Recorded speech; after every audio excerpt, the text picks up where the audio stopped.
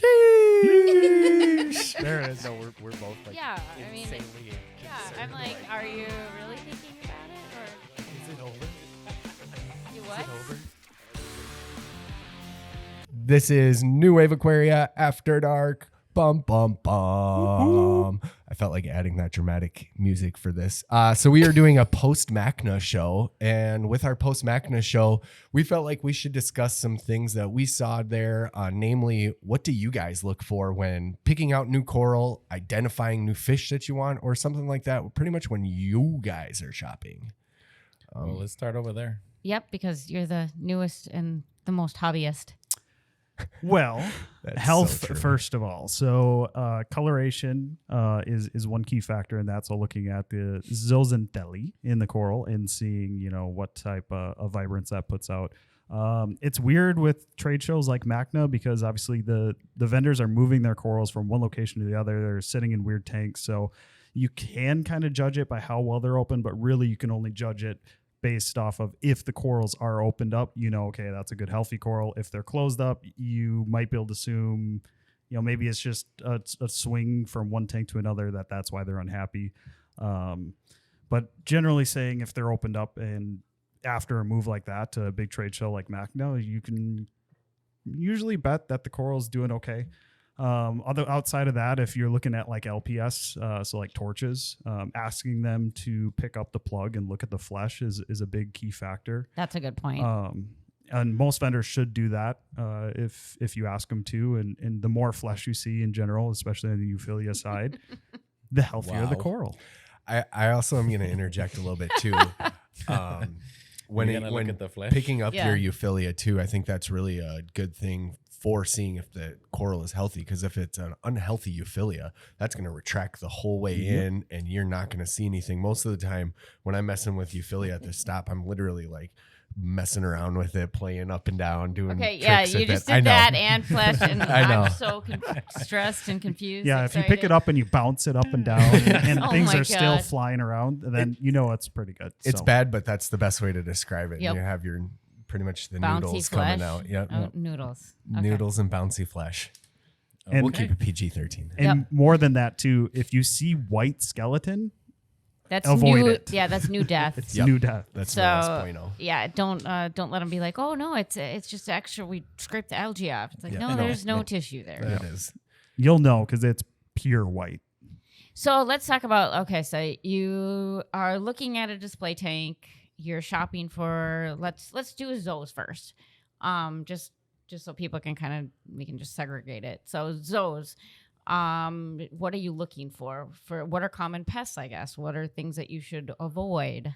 For me, for zoos, I think my biggest one is the algae that goes on with the plug. A lot of the time we try desperately to clean those plugs, but there's still some weird hair algae. Sometimes some Bryopsis gets on there. I mean, there's tons of different macroalgae that grow along with those zoas too, especially because we're in the hobby where we do one or two little zoas on a plug. But this is the part where either you or you can plug in the whole treatment. Dipping with dip, yeah. the peroxide. Exactly. Yeah, Absolutely. so that's an option. You can peroxide dip them, and we can also post that on. I know Humblefish does a really good job of explaining how to do it. Yep. And we're not a sponsor of Humblefish, but they're a great resource. And so that's one way that we can do it. But if you are shopping for zoos, a lot of times, especially when you're new, you don't want one or two because you get that the chewed up bubblegum look in your tank with just a teeny little color here, a little color here. So you get the bigger colonies. Well, if you've ever cut those colonies or taken them up, inside those rocks are a lot of fun things that you absolutely can't see. I mean, I find crabs. We found that really weird worm. Like when we ship things in, we treat them first, or there's a reason why we put them on plugs. It's it's to make sure to get rid of all the pests. Those spider eating. Yeah, Yep. So the zoo eating spiders are for the common pest for zoos. Also, Nudies. nudie. Do they have nudies? Zoo eating nudies? Yep. They take on the color of whatever zoa Ah. they're eating, so they're really hard to catch for like looking wise. Oh yeah. You have to I know what pretty you're much talking about. dip it. Yes. Yep. Yeah, so they actually look like the nudies have like the They little have tentacles. fluorescence. Yeah. Yeah. Yep. Yep. I've seen that. So how you can discern from that is if if all the polyps close, if there's still coloration, generally speaking, that's the nudie. Yep. So I mean, I guess if you are shopping for zoanthids in particular, and you do want those bigger colonies, even if you do dip the whole rock, a lot of times some of that stuff can survive inside of it as well. So it is probably best practice if you're trying not to put anything in your tank. Would you guys agree? You have to cut Break the that zoes rock. off and break the rock up. I would agree with that because Yeah. just too many what ifs on the inside of that rock. It's true. They're so porous that. And then 2, I'm just going to throw in a safety tip since I have been hospitalized twice for palytoxin poisoning. Make sure you have the right stuff. Trojan man. Oh, sorry. Yeah. Yes. Strap one on. What? What? No. Make sure you have glove gloves protection, and eye protection. Eye protection. I know sometimes even when you're doing some of your dipping, you actually I have to do use a mask, face too. mask as well. So those are, I mean, even when you're playing, you grab them off the plugs, make sure you do have gloves because all it can be is just a little bit of the mucus and you touch your eye Yep. and it's not good. So There's a little paper cut in your finger you're not thinking about, and you grab it up, bada bing, bada boom. So zoes, you want to see open polyps. You want to see that they're, extended, not kind of scrunchy. You also want to look at the bases and make sure there's no, because there's like zoopox, Yep. where make sure there's no little white spots on them. I haven't seen those in many, many years, but I know that a lot of wild colonies have them on them. So zoes, that's one thing. I mean, we should move on to, the fun wiggles. Euphilia? Euphilia, Ghanies were a big deal at MACNA too. Saw a lot of them. Alveoporas, what to look for, because a lot of those, some of them aren't photosynthetic, some of them are photosynthetic. So what to know and what to look for. I mean, asking is number one. What part do you keep it under? What are you feeding them? How long have you had them? Are they wild caught? I think nowadays, for Ghanies and Euphilia, the wild caught too, if it's tank raised, is a huge, huge issue because a lot of those wild caught colonies, it was in the ocean most of the time a month or two ago. And so it has access to whole different food source, whole different bacteria source, whole different everything. And then we move it into our tank and it's very limited to everything. I think the biggest problem with Ghanies is when they cut them. So I'm guessing, well, not guessing. I know that when you're picking up a Ghani, for example, this last time at MACNA, you have to make sure, because it doesn't matter how small the plug is. If they usually, when they're healthy, they're all the way extended. Yep. It doesn't matter if it's 3 of That's a them. great call. Yep. It is, because and they are susceptible to to brown jelly or just the tissue just sloughing off. I know that I've picked up some pointers at MACNA and from the people that came in earlier, some reps, how to cut them, making sure you're cutting along the polyp line to prevent damage, but also that magic dip that we do, that's what we recommend. So a lot of them too, asking, when you are looking for those, look at the actual frag plug too. If they're bright white, generally speaking, they were That's fresh just cut. fresh cut. And so you're not really sure. So, I mean, that's another kind of trick of the trade. Look at the frag plugs and see, have they been resting for a couple of weeks or have they just been cut like yesterday? Yeah, especially with Ghanies, because it can take a week or two before you see them really start to Yep. degrade. So, Yep. Because a lot of the non-photosynthetic ones, I mean, they have enough zooxanthellae within them, but then once that starts, starving out because they have no food source, that's another option too. But alves, generally speaking, are a little easier, in my opinion, to keep. They're not as brightly colored, although we've gotten some really beautiful, like fluorescent green ones. But a lot of the branching ones, if you can find any branching type of alve or Ghani, those generally, in my opinion, do a lot better. I agree. I think they're a lot hardier and they've just been in the industry for a little bit Longer. longer. So I think that adds to it. And it's just easier to cut and frag, let's be honest, too. That's fair. Instead of doing the ball, you have a little nice branch that comes Yep. out. Less damage Yep. around the whole. So I think that perimeter. adds to the success of the mother colony, too. And I know for Euphilia, we kind of talked about the tissue, the coming down on the stalk, but The stock itself too. Let's not downplay that. Where you got to make sure that is clean. There isn't. I mean, anything and everything that can live on that. And there are things that if there are on there, they're not. It's not the end of the world. Like vermitid snails, you can cut off, or we just shave them like with the frag saw. Throw a little glue over that. You can throw a little glue over them, but just knowing what you're actually looking for. I think I've actually seen, and I didn't see it this year at MACNA, but other times where I'm like, well, what is that? And they're like, oh, that's just a new baby head that's popping up. It's like, no, that's definitely a vermitid snail, but a baby torch. Nice try. Swinging a miss. Miss. So, barnacles too. Yep. In the middle, I know that now that we've been collecting from a lot of different areas, you see a lot of different extra fauna stuff that you didn't normally see before. I know the barnacles in the middle. Also, too, when you're buying bigger LPS, a lot of them are on like bowerbankies, wilsonii, other things like that. Even scolies on those big rocks. There's a lot of those burrowing scallops that actually so it's best practice in my opinion to actually cut that down, because the burrowing scallop will burrow. Actually, I've had it happen to me personally, this big beautiful colonies, and then all of a sudden right in the middle it starts dying off. And then sometimes too, even if you tip it upside down, you don't see anything. Well, a lot of times that scallop or whatever's inside has died, and so now it's created like this nasty pocket of disgusting. And so cutting those, shaving those down. So just because it looks bigger doesn't always mean it's better. That's what she said. I know. No, I didn't say that. But in corals, that's what I mean. Absolutely. Yeah. Torches. What about them? Yeah, Ted's the torch man. Bottom. You're the expert here on that one.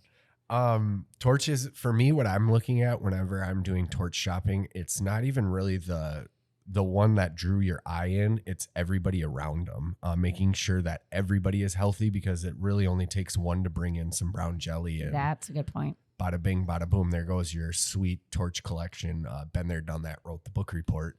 It's not fun.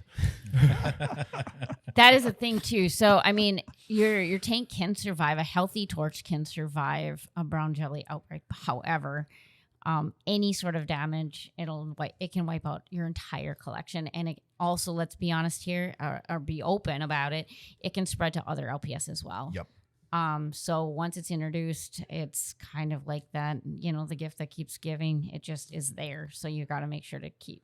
So making sure and checking all of them is one thing. I know for other LPS, just because I've lost scolies to that, or to bacterial infections, making sure that the skeleton, you're making sure that there's no skeleton showing, but no white skeleton and no red or pink skeleton. That generally is a sign of the bacterial infection starting. Well, those are easy to, like if you look underneath, it's easy to tell where it's receding, if it is. Yep.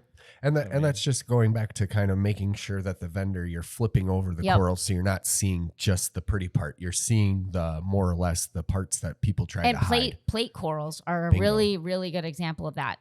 I would never purchase a plate coral if the vendor doesn't turn it all the way over, because it should have tissue all the way around it. If there's damaged tissue, because it is technically just one single polyp, or one single being, once that part is damaged, generally speaking, it just creeps all the way around and it's toast very, very fast. So plate corals, I know because we had some really beautiful plate corals that we brought to MACNA. Also, we sold a bunch of them.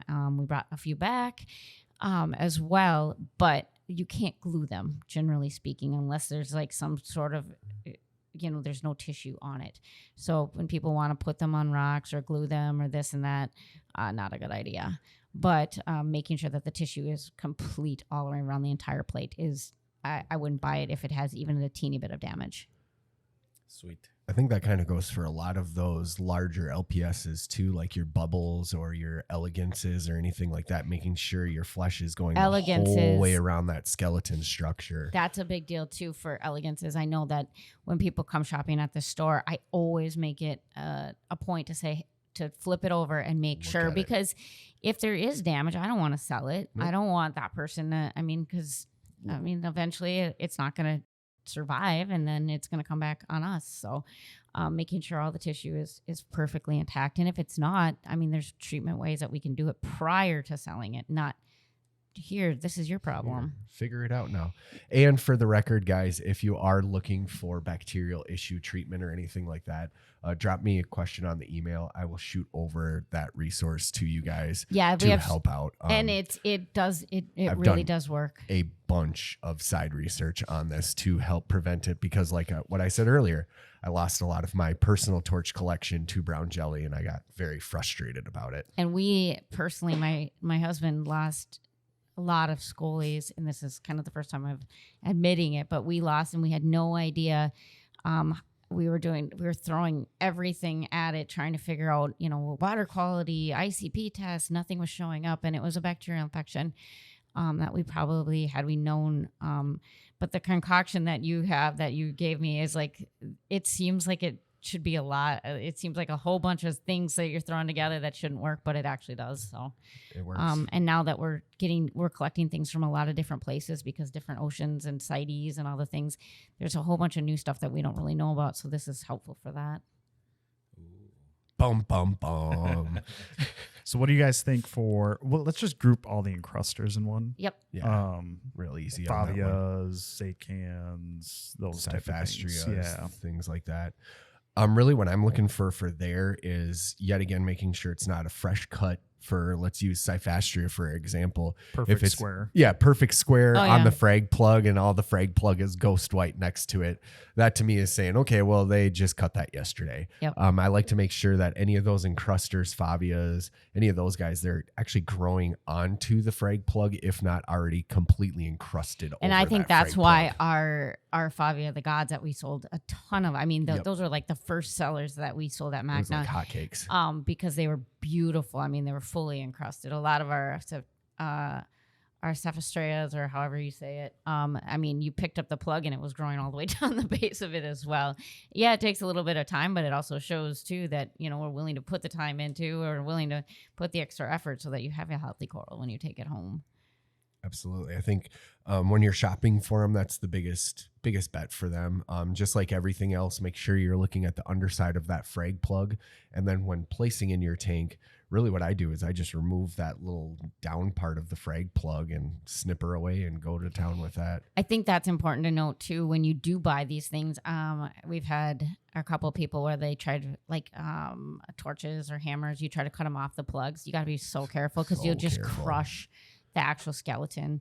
So, I mean, there's a bunch of different ways too, but that's another thing when you are shopping, when you are removing things, just be really careful, because there's nothing worse than, I know, like you buy this, it doesn't even have to be an expensive whatever, but you say you buy a tiger torch and then you're like, oh, I'm just going to pop it off the plug, and then you crush it, and now you have two, and you don't really have two. Now you have zero. Yep. Yeah, I don't think people realize how brittle that skeleton is on the base. So I think the best way is to just snip the stem off of the plug. And then you have a Yep. flat base. Yep. Yep. I mean, you can toothbrush it if there's past algae. You can even, because you could even peroxide dip just the plug in the base if you wanted to do it that way, or there's other options too. You could. Speaking of peroxide, so what corals can you do that with? Because you that's can't that's a good one to bring up. Really, it's, to be honest, you can only dunk the coral in there, and it's zoanthids. Anyone that can completely close their mouth is the rule on that one. So according to Humblefish, though, it's if you have if you have a lesser solution, they've done other ones. I don't know if I'd do it, but they have the calculator for SPS. They have it for LPS. SPS? Yeah, SPS, I wouldn't do it. There's no way I would do that. I've seen it on the, I hate to say this, but I've seen it on the interweb where I've seen some people doing some dipping like that, and I'll be honest, I personally haven't tried it myself. I haven't either. It scares me. Because we had a plethora of them, I did some Recordia just to see if that was, because we had some, and then I also did some clove polyps that didn't go over well. So I don't know if I use the same, because you can use per whatever, I think it's per liter of water or whatever, you can use so many milliliters of peroxide, and so I use it for the zoanthid bath. And so when I mixed it with that, they did come back, but like in 3 months. Yay. pretty much growing Yeah. new polyps at that So point. now you bring up SPS, and this is kind of like, I know this is your realm of what you're looking for when you're doing SPS, but what are some things that you should note, look for? I mean, I know that those are the ones where pests are, they can They hide. and terrorize your Look at tank how he's forever. looking at me like. I'm just waiting. I want to hear this. First of all, I probably look for Cherry bombs. yeah. No, I would look for bite marks. Okay. What do not bite tissue. marks look like? Thank you. Like I don't know, like white spots, not Yep. white, but an absence of zooxanthellae, I guess, because the tissue is there. It's just zooxanthellae is not. And So it for the looks like most part, chickenpox, I they're guess. perfectly circled Circle. too. Yes. Yep. It's like a perfect circle, and it can be faint, it can be white, depending upon how long that flatworm has been nibbling. Yeah, because you won't see the flatworm. No. But you'll see the bite marks. Yet again, similar to that nudie style where it takes on the zooxanthella of the coral that it's eating. Yep. So it is literally Yeah. the same color Yep. of that coral. And even if you dip them, You can't. it doesn't kill the eggs Nope. for most everything that Yep. goes for, even if you dip them, the eggs, and they can hide underneath. So again, I guess I would, yeah, if you are shopping for them, I definitely cut off the base, even if it is Yep. encrusted. Just they can't lay Safety. eggs on live tissue. So that helps with that. But I mean, I think another thing when you are shopping for SPS, make sure if they're supposed to have polyp extension, if Millie's